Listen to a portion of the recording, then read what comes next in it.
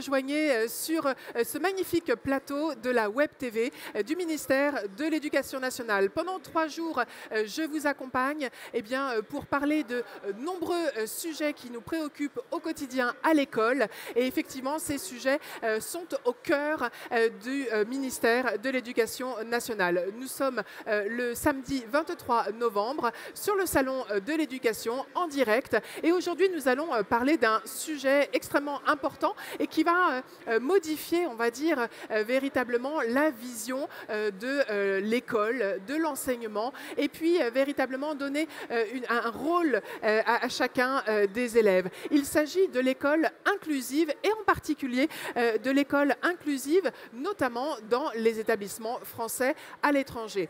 Pour en parler, j'ai 2 invités de choix sur ce plateau. Tout d'abord, Alain Bourg, que vous avez déjà rencontré sur un précédent plateau hier. Alain Bourg, vous êtes chargé de mission école inclusive au sein de la DGESCO. Oui, c'est bien ça. Bonjour, bienvenue. Et puis, à vos côtés, Alain Trintignac. Vous êtes inspecteur pédagogique au service pédagogique de l'AEFE. L'AEFE, je précise qu'il s'agit de l'Agence des établissements français à l'étranger. L'agence pour les établissements français. Pardon, voilà, c'est important de le préciser, pour les établissements français à l'étranger. Alors, rapprochez-vous bien des micros, parce que, voilà, on est sur un salon. Rapprochez-vous, voilà, ne le reculez pas, mais voilà, rapprochez-le bien pour qu'on puisse bien vous entendre. Alors, l'école inclusive, nous l'avons définie hier. J'aimerais qu'on revienne quand même néanmoins sur cette définition de ce qu'est l'inclusion et précisément de l'école inclusive. Qu'est-ce que ça implique pour les élèves? Qu'est-ce que ça implique pour les enseignants? Alain Bourg. Alors, l'école inclusive, si vous voulez, déjà, c'est une école qui se veut une école pour tous. Alors, c'était un peu le concept préalable. Aujourd'hui, on veut affiner ce concept pour aller vers une école pour chacun, individuellement, au regard des besoins de chaque élève. C'est vraiment l'idée, le concept. Donc, si on se penche sur cette école-là, que mettons-nous en place, nous, pour justement accueillir chaque élève avec ses besoins qui sont les mêmes que tous les autres, c'est-à-dire apprendre à lire, à écrire, à compter, à rentrer dans les apprentissages. Et puis, au regard de ses besoins éducatifs particuliers, de ses besoins propres, qui peuvent être pour un élève par exemple avec une dyslexie ou pour un élève qui a des troubles moteurs ou voilà, différents types de troubles. Du coup, ça exige que l'enseignant, que le système éducatif, enfin que l'établissement d'abord, et puis plus globalement que tout le système éducatif, s'adapte à ces besoins-là, aux besoins propres de l'élève. Donc c'est vraiment cette démarche que nous engageons déjà depuis quelques années, mais que nous avons particulièrement renforcée depuis la rentrée 2019. Alors, il s'agit bien évidemment parfois de handicap. Il y a des handicaps visibles et d'autres qui sont invisibles. Et puis, je crois que vous avez recensé le nombre d'élèves que cela concerne. Combien à peu près? On est sur 360 000 élèves en situation de handicap à la rentrée 2019. Et on identifie, aujourd'hui on a recensé ce nombre. Néanmoins, parfois on ignore qu'on peut avoir des besoins spécifiques. C'est-à-dire que parfois les familles ou le jeune en lui-même ignore qu'il a une difficulté. Et donc ça pourrait même grandir ce nombre. Oui, en fait, si vous voulez, un élève arrive à l'école maternelle, il arrive en petite section. En plus, maintenant, l'instruction est obligatoire à partir de 3 ans. Donc il arrive, il s'inscrit, il commence à rentrer dans les apprentissages. Et puis, progressivement, les apprentissages évoluent. Et c'est là que certaines difficultés peuvent apparaître. Elles peuvent avoir été définies, perçues d'emblée. Si l'enfant a des problématiques motrices, par exemple, il peut arriver en fauteuil roulant dès l'âge de 3 ans. Mais ce n'est pas toujours le cas. Donc certains élèves, du coup, il faut que progressivement, d'abord l'équipe pédagogique puisse repérer les difficultés de l'élève. Donc là, il y a un rôle premier de l'enseignant, bien évidemment, en classe, de bien observer son élève pour voir là où il peut rencontrer des difficultés, peut-être dans certains domaines spécifiques, les mathématiques, le français, d'autres disciplines où il faut se repérer dans l'espace ou des choses comme ça. Vous voyez, donc c'est son rôle à lui d'alerte, je dirais. Et du coup, il va rentrer dans un dialogue, dans un partenariat d'abord en premier avec la famille, bien évidemment.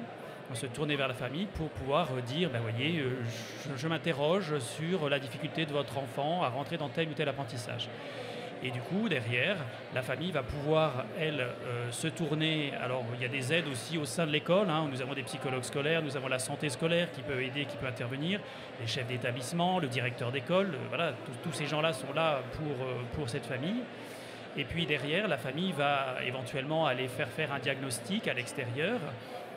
Il peut revenir avec un diagnostic et du coup, on peut effectivement aller plus loin. Si on va dans le champ du handicap, on va aller vers la maison départementale des personnes handicapées, où l'élève va bénéficier d'une compensation. Mais on n'est pas toujours dans cette dimension-là. Les besoins éducatifs peuvent être ne pas avoir besoin de passer par une maison départementale du handicap. Ça peut être juste un élève qui a des difficultés liées à une dyslexie, qui parfois est une dyslexie qui peut être assez légère, une aversion de quelques lettres, de quelques sons. Donc voilà, donc il faut que l'enseignant arrive à répondre à tous ces besoins-là, et puis je dirais même à d'autres profils d'élèves aussi qu'on évoque parfois. Ce sont les élèves à haut potentiel qui peuvent rencontrer à un moment donné de leur parcours. Généralement c'est un peu plus tard, c'est plus au niveau collège que la difficulté arrive, mais des difficultés à entrer dans certains apprentissages. Alain Trétignac, évidemment, ces difficultés rencontrées par les élèves, elles sont tout aussi vraies, j'imagine, dans les établissements français à l'étranger. Est-ce que l'école inclusive en métropole, en France, est-ce qu'elle se traduit de la même manière dans les établissements français à l'étranger? Vous allez nous le rappeler peut-être, l'AEFE est présente dans combien de pays dans le monde? Près de 140 pays. 140 pays. Donc on imagine bien que traduire l'école inclusive dans 140 pays, ça ne peut pas se faire de la même façon exactement qu'en France. Comment cela se traduit-il, dites-nous? On a en France depuis plusieurs décennies, puisque depuis les années 70, depuis la loi de 2005 et puis la dernière, la loi pour l'école de la confiance en juillet 2019, notre arsenal réglementaire en France a énormément évolué. Et on est passé effectivement par différentes phases. On a parlé d'intégration à un moment donné, on en est maintenant à l'inclusion.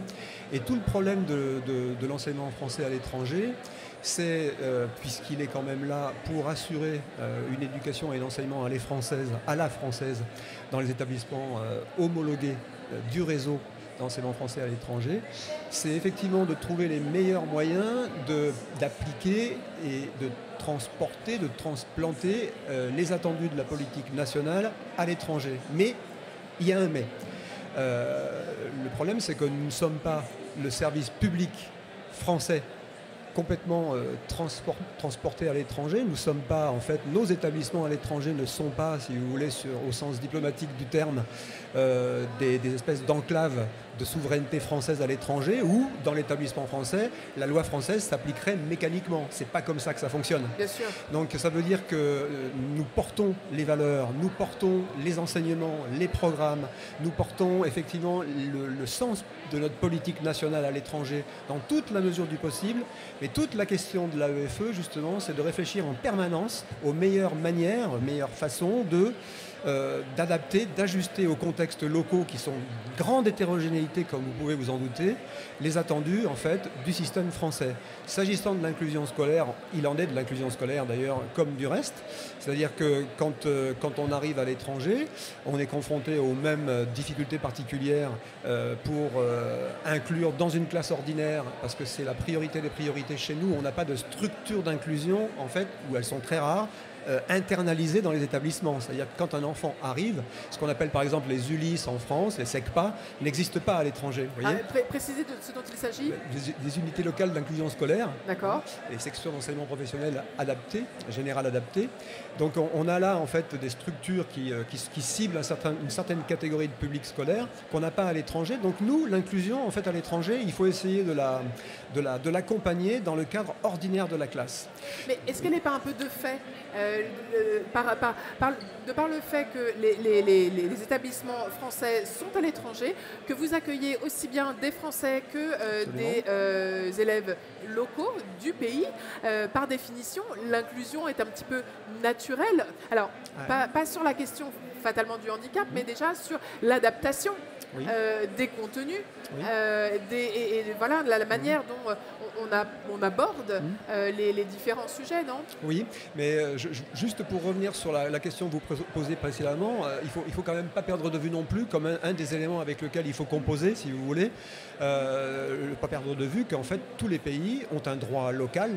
Et ce droit local, nous devons le respecter. C'est pour ça que je parlais du fait que nous ne sommes pas dans des enclaves de souveraineté française à l'étranger.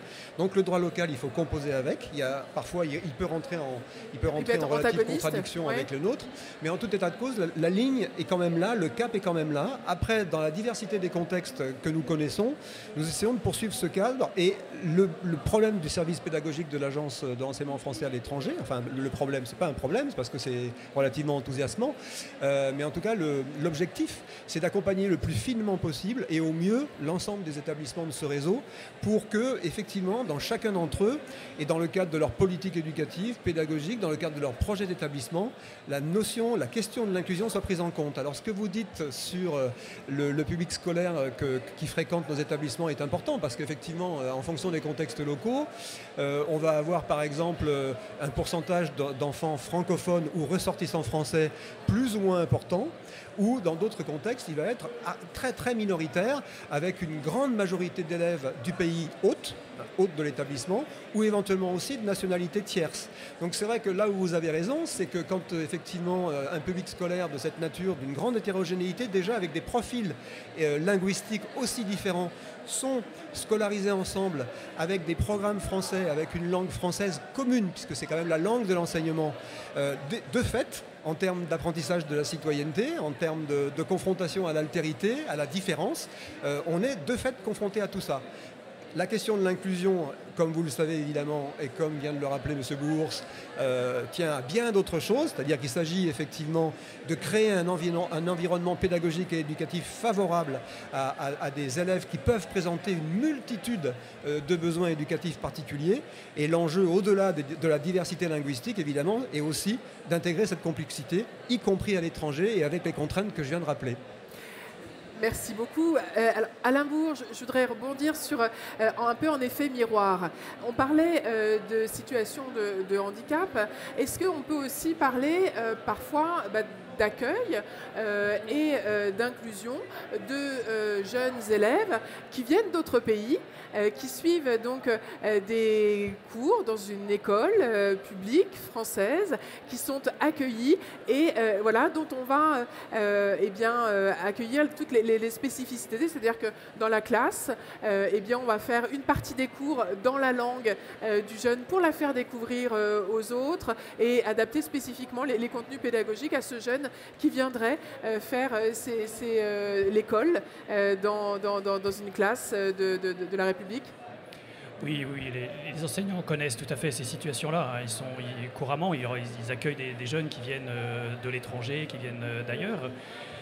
Alors, il existe aussi des dispositifs spécifiques qui s'appellent les unités pédagogiques, les UPE2A, pour les élèves allophones, justement, donc qui bénéficient de temps de regroupement entre élèves arrivant de l'étranger. Et puis après, ils sont inclus dans les classes complètement. Et donc, ils participent à la vie de classe totalement. Donc, ça exige effectivement de la part de l'enseignant une adaptation de ses cours, de son enseignement. Et nous avons rencontré même parfois des situations de personnes qui viennent de l'étranger et de jeunes qui peuvent être en plus en situation de handicap. Donc, moi, j'ai été à un moment donné de mon parcours conseiller du recteur de Paris, et nous avions un dispositif spécifique qui croisait les deux, qui permettait d'accueillir des élèves en situation de handicap allophones. Voilà. Donc qui permettait justement après de les inclure dans les classes au regard de leurs besoins qui étaient spécifiques et qui en plus avaient cette dimension linguistique. Mais je reviendrai juste sur un point, et pour faire rebondir avec Alain Tratignac, surtout que j'ai enseigné à l'étranger, donc je sais un petit peu de quoi il retourne. Effectivement, j'avais dans ma classe, par exemple, une hétérogénéité des publics des élèves, parce qu'un élève non francophone qui apprend le français rencontre quand même une démarche d'apprentissage, c'est un peu différente d'un élève qui serait de langue maternelle française. Et puis des élèves avec néanmoins des besoins éducatifs particuliers. Donc l'idée, c'est vraiment que l'enseignant puisse adapter son enseignement pour chacun, au regard des besoins de chacun. Et on a travaillé avec Alain Tratignac justement pour proposer cette plateforme que nous avons développée cette année, qui s'appelle la plateforme Cap École Inclusive, qui est vraiment un outil à destination des enseignants, et des enseignants qui exercent dans l'ordinaire, pas des enseignants spécialisés. Et les enseignants qui exercent à l'AEFE, dans le réseau de l'AEFE, peuvent s'y connecter et peuvent récupérer des éléments qui sont des fiches pédagogiques, des films, des podcasts qui permettent aux enseignants justement d'adapter leur enseignement au regard des besoins de leurs élèves. Alors, cet outil, on voit bien qu'effectivement, il y a une diversité finalement de formes de contenu pour transmettre l'information à chacun. C'est le principe de l'école inclusive pour chacun. Est-ce que c'est difficile pour les enseignants? Est-ce que ça leur demande un effort particulier? Est-ce que finalement, un programme qui était fait, je me fais peut-être l'avocat du diable, mais c'est un petit peu pour déblayer le terrain, est-ce qu'un programme qui était fait en 1 mois ou 2 mois, aujourd'hui il faut plus de temps pour faire ce programme? Ou bien au contraire, finalement, la diversité des supports peut être un accélérateur? Alain Bourg. Alors, je ne sais pas si ça joue vraiment sur le rythme. Oui. Mais par contre, c'est sûr que c'est une difficulté, où d'emblée, l'enseignant le voit comme ça. Mais généralement, quand il essaye, quand il teste, quand il essaie certaines choses, d'abord, il se rend compte qu'une adaptation qu'il a proposée pour un élève, eh bien, finalement, elle va pouvoir être applicable à un autre élève auquel il n'avait pas pensé. Elle va pouvoir bénéficier aux autres. Tout à fait. Et du coup, il va rentrer, je dirais, dans une différenciation pédagogique qu'il n'avait pas forcément imaginée d'emblée. Moi, je me souviens très bien d'une élève, je vous donnerai un exemple très concret, oui. à qui j'avais préparé quelque chose. On faisait de la dictée, c'était en français, voilà, c'était dans le 1er degré.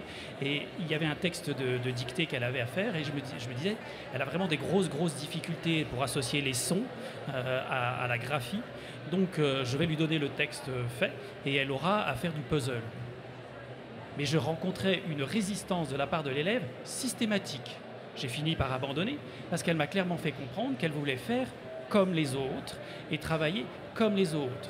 Donc je lui avais dit d'accord, sauf que effectivement ce que je me suis rendu compte, si vous voulez, c'est que cette adaptation n'était pas adaptée à cet élève-là et elle ne ciblait pas le bon objectif. Donc du coup c'est avec elle qu'on a défini ensemble ce qui lui permettait de faire comme les autres, mais adapté à ses capacités. Et du coup, après, il n'y avait plus aucun problème. Elle faisait la dictée comme les autres, mais différemment.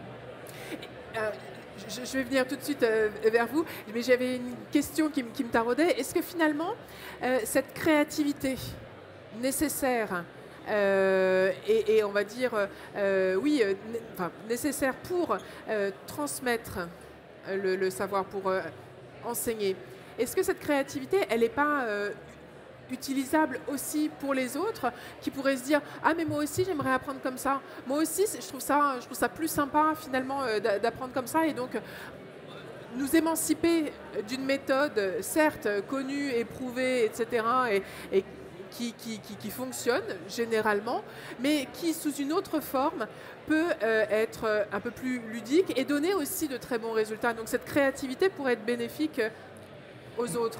Moi, ce que je disais toujours aux enseignants, c'est osez, n'ayez pas peur.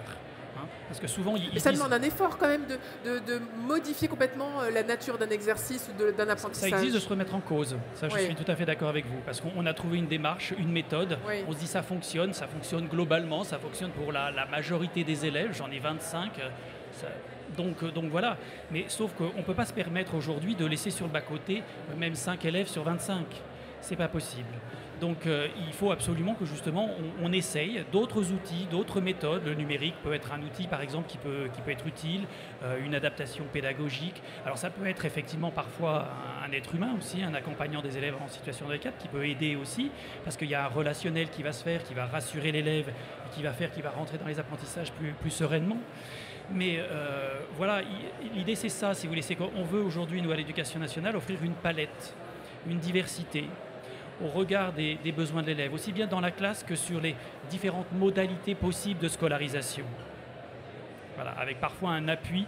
Alors c'est un peu plus difficile dans le réseau international, mais nous, on peut jouer avec un appui du médico-social parfois, qui peut venir de l'extérieur, aider soit l'enseignant, soit carrément l'élève au sein de la classe.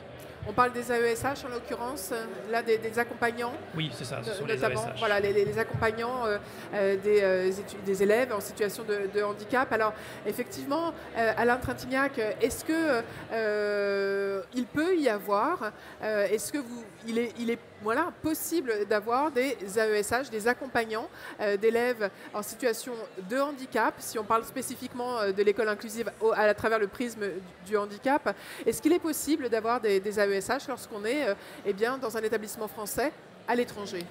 Alors, il est tout à fait possible d'avoir un AESH, c'est-à-dire qu'en fait vous êtes confronté à plusieurs situations. La première situation, c'est que vous êtes un enseignant, vous êtes un enfant, un élève français, de nationalité française. Et vous avez à l'étranger en fait un parcours de scolarisation qui s'ouvre, mais vous avez un dossier ouvert en fait à la maison départementale des personnes handicapées avant votre départ ou même pendant votre expatriation, et vous avez une notification de la MDPH qui vous dit, ben voilà, au regard du besoin de compensation de cet élève, il a besoin effectivement de tant d'heures d'AESH. Cette mesure en fait qui s'applique à l'élève français à l'étranger en fait va trouver une concrétisation, mais pas de la même manière qu'en France. En fait, il appartient à la famille, dans l'immense majorité des cas, il appartient à la famille de recruter et de rémunérer l'AESH. D'accord, oui, donc ça peut être quand même des freins. Ça peut être un frein dans certaines situations, et puis il faut distinguer la situation en fait des enfants ressortissants français et des autres. Les autres, par définition, qui sont effectivement des enfants d'origine locale ou de tierce nationalité, ils ne relèvent pas du régime juridictionnel français, ils ne sont pas français, donc pas de MDPH pour eux, pas de notification officielle, et pourtant le besoin particulier existe aussi. Donc pour eux, bien, il appartient à l'établissement qui réunit l'équipe de suivi de scolarisation, si vous voulez, ad hoc, avec les professionnels dont elle dispose, parce que Alain Bourse vient de le souligner, il y a un autre facteur qui peut jouer aussi à la modulation de l'ajustement, justement, de l'inclusion scolaire à l'étranger, c'est que vous avez par exemple des zones ou des pays où les structures médico-sociales sont légion autour de l'établissement, avec une vraie expertise professionnelle forte, où vous avez un tissu aussi d'experts, de spécialistes de statut libéral qui peuvent aussi apporter un service soit dans ou soit hors l'établissement. Et puis vous avez un certain nombre de pays ou de régions où ces structures n'existent pas, et finalement tout repose pour l'essentiel sur les ressources humaines, éducatives et pédagogiques du seul établissement. Voyez ? Donc dans l'établissement, il faut identifier à ce moment-là le besoin. Et en fonction de ce besoin, quand on arrête la décision de recruter un AESH parce que l'aide humaine est vraiment essentielle à cet enfant, dans cette classe, à ce moment de sa scolarité, eh bien les familles sont amenées à le recruter elles-mêmes. Alors après, deux cas de figure là encore, soit la famille est de nationalité française et elle peut être aidée dans le cadre effectivement de la prise en charge financière de cet AESH, si elle est éligible aux bourses de l'AEFE, et ça peut être le cas sur critères sociaux, soit on a affaire effectivement à une famille qui n'est pas ressortissante française, et là, évidemment, elle le prend sur ses deniers propres, et elle ne peut pas attendre du service public français une aide à laquelle elle ne peut pas prétendre puisqu'elle n'est pas ressortissante française. Donc vous voyez, on a des cas de figure qui peuvent être très différents, très différents.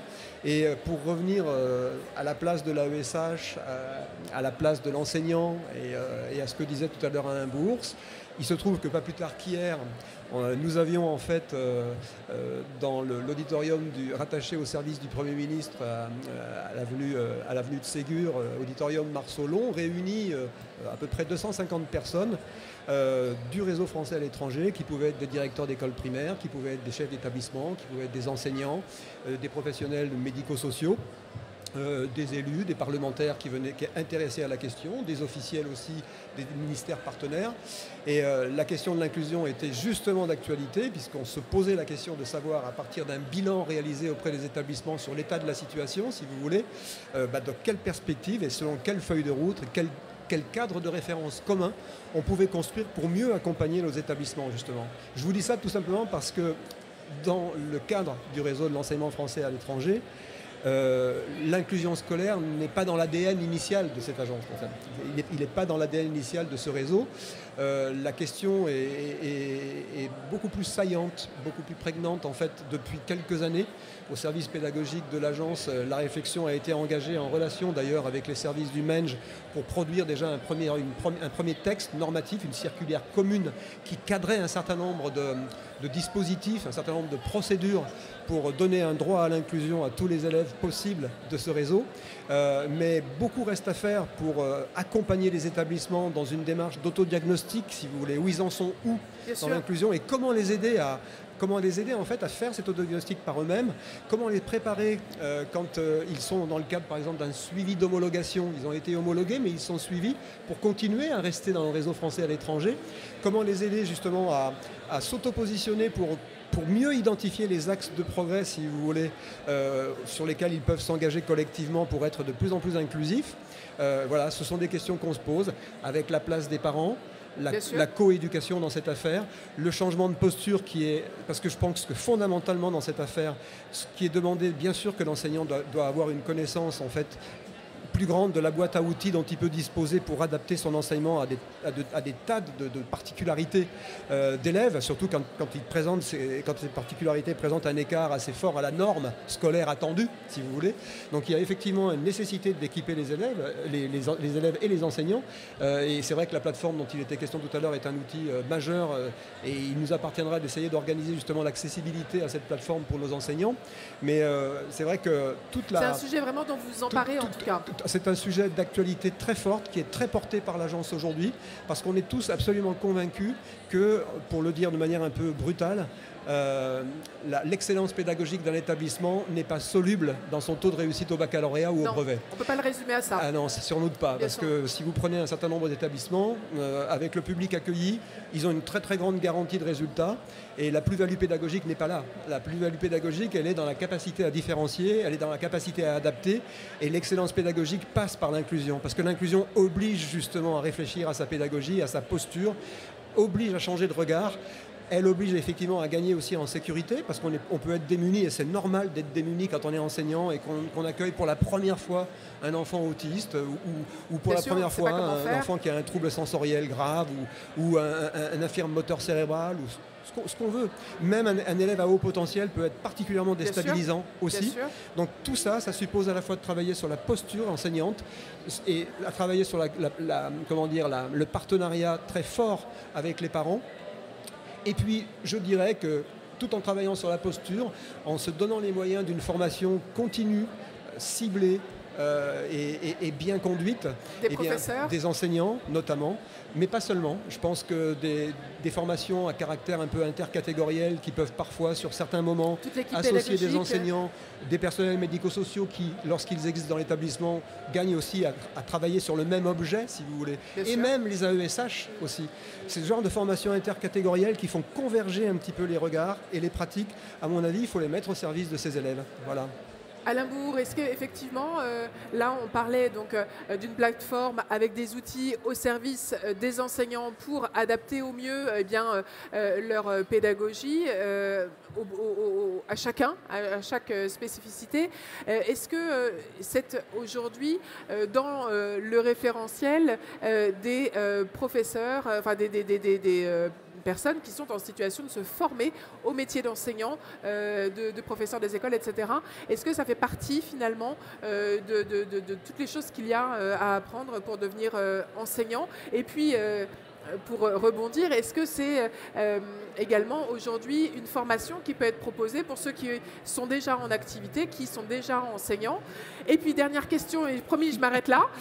Est-ce qu'on pourrait former des AESH qui souhaiteraient aller à l'étranger pour enseigner, enfin pour accompagner des enfants dans les établissements français à l'étranger. 3 questions en une, c'est parti.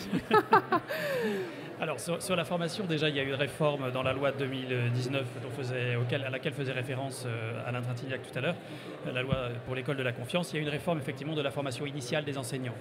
Dans le cadre de cette formation initiale, il est demandé, effectivement, aux INSPE, aux Instituts nationaux de formation des professeurs des écoles, d'avoir un volet école inclusive, obligatoirement. Obligatoirement, tous les enseignants aient cette dimension-là dans leur formation initiale. Après, ça n'empêche pas qu'il faut derrière également avoir une partie formation continue. Donc nous, on s'y emploie. Et alors, un des axes pour moi qui semble essentiel, et c'est un peu l'idée de cette plateforme qui, elle, est plus une ressource. Ce n'est pas vraiment de la formation, c'est une ressource qui est mise à disposition des enseignants. Mais l'idée, c'est que dans notre école inclusive, plus ça va, plus nous allons avoir d'élèves avec des besoins éducatifs particuliers au sein des classes ordinaires.